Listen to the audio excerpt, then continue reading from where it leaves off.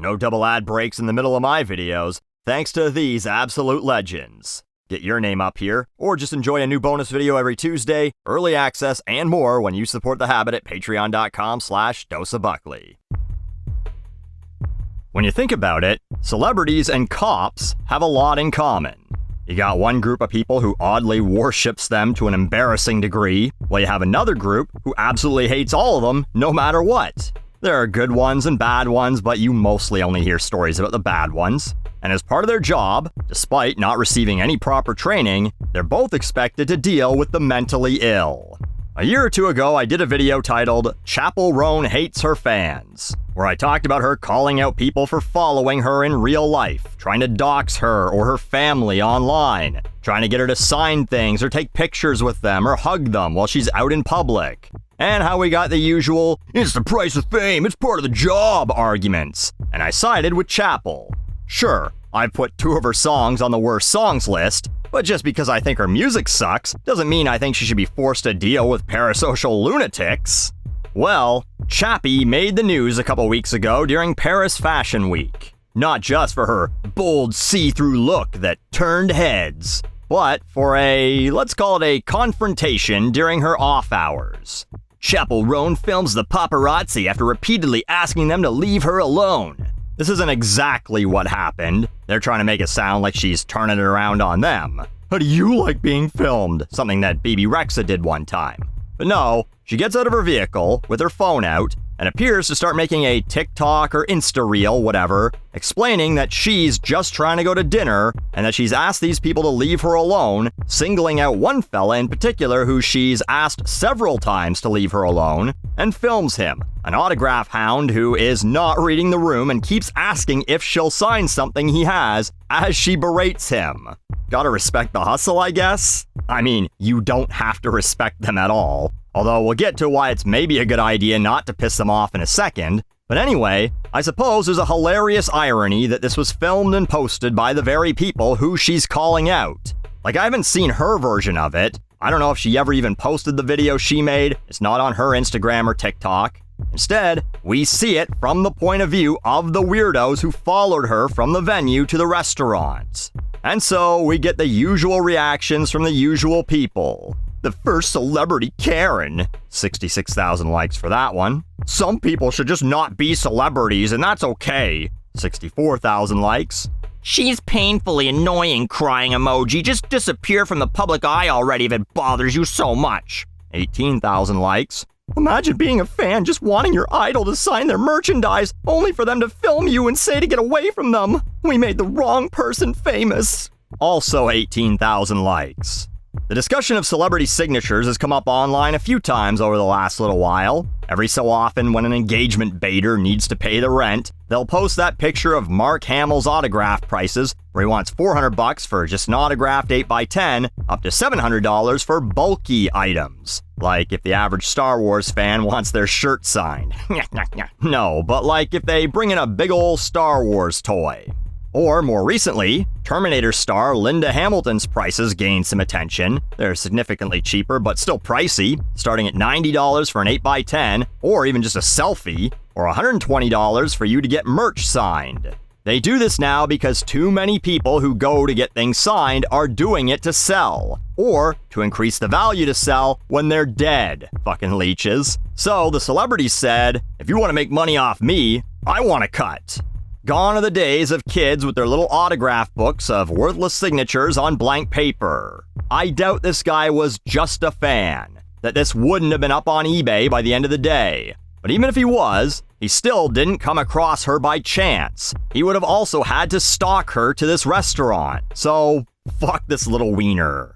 But even over on Instagram, where I find people are often more sympathetic, or just simps, to celebrities, there were still plenty of comments like, "Why did we make her famous? The price of fame!" I get that she wants her privacy, but I kind of feel like this is what comes with being a celebrity, but she's also sort of infamous, and so I think people follow her even more to provoke her. Oh, how fast they forget where they came from. Didn't she pray for this every night when she was back in Missouri? No one prays for this. Fucking weirdos chasing you through cities while you try and get something to eat. But you know, The price of fame is a great way to describe this. It is a price, a cost, which is always a bad thing, right? We're always complaining about the price of things. We don't want to pay, right? We want everything to be cheap, even free.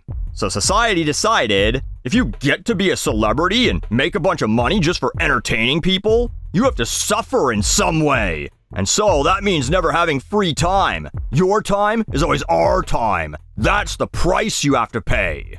But maybe you can understand why Chappell doesn't want to pay that price when you hear our next story. I did a short about this. Yeah, I do shorts sometimes now, go check them out. But it's a story I wanted to expand on. Only a few days after the Chappell incident, Rihanna's house was shot at by a parasocial lunatic. A woman from Florida, of course, named Ivana Ortiz allegedly pulled up to Rihanna's home in LA in broad daylight, 1 in the afternoon on a Sunday, and fired a semi-automatic rifle multiple times at the house while Rihanna, her husband A$AP Rocky, and her 3 kids were at home. She's been charged with attempted murder, as well as some other charges, including this one that got a chuckle out of me, 3 counts of shooting at an inhabited dwelling or camper. How often was it happening to camper vans or trailers that they were like, well, we better include them specifically so people know that you can't shoot at them either? But anyway, this woman was convinced that Rihanna talks behind her back. On February 23rd, she posted, "At Bad Gal Riri, are you there? Because I was waiting for your AIDS 5-head self to say something to me directly instead of sneaking around like you talking to me where I'm not at." Waiting where, you loopy cunt? She had also made a video calling out Cardi B for some reason. You can't with me, Cardi B. You're supposedly busy right now. But you know who has the cutest outfit tonight? You know who's the cutest tonight? I am. I'm the cutest tonight.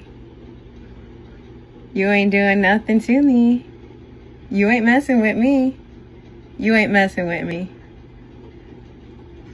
Then she stands there silently for a while. This goes on for 2 more minutes. This is parasocial behavior at its creepiest. She thinks she's talking to Cardi B. She thinks Cardi B is talking to her, knows her, is watching this.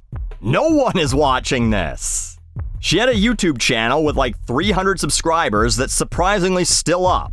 Facebook seems to have scrubbed this woman out of existence already, but she had a video called "So Many Dead Woes, I'm Fantastic," and the only thing on the screen just says, "Also canceled, Kimberly Kardashian," so formal using her full first name, Kris Jenner, Khloe Kardashian, Mariah Carey, Ariana Grande. This woman is obsessed with celebrities. But back to Rihanna, is this the price of fame too? Sitting in your house with your husband and 3 kids, and some whack job you've never met in your entire life who's made up some fictional beef in her head with you, drives up to your house that she was somehow easily able to find online because of the work of other parasocial weirdos, and empties a magazine into your front door? Well, just the price of fame. Why'd you even become famous if you didn't want your children shot at? Right? You practically asked for this by making Umbrella all those years ago. So you can understand perhaps why Chappell doesn't want to pay this price for fame. Like, these 2 incidents couldn't have been timed more perfectly. Because you have all these morons saying, yeah, you should just accept that fucking weirdos will want to follow you around and be part of your personal life and base their entire lives around your life, and that's just what fame's all about. And then 3 days later, one of these parasocial lunatics shoots at a celebrity's house because their mind is so rotted, they think the celebrities are part of their lives. It's mind-boggling that someone could be so bad at / clueless about being famous. Oh, your mind is boggled, all right. Fucking shaking up and making that rattling noise, only to spit out a big pile of nonsense. The clueless opinion is when you think that the price of fame should be, people should be allowed to stalk you and follow you. I often wonder if the people who think this are really just so lonely, they wish they had a stalker and strangers coming up to bother them all the time. What we need is a service to connect parasocial freaks with pathetic losers who just want to feel like someone cares they're alive. You create a profile with your picture, address, and a list of places you go to each day. And fuckwads with nothing better to do can stand outside your work or your favorite restaurant, Steak and Shake is the answer to both of those, waving a photo around asking to have it signed. It can be called unhinge. Your very own stalker is closer than you think.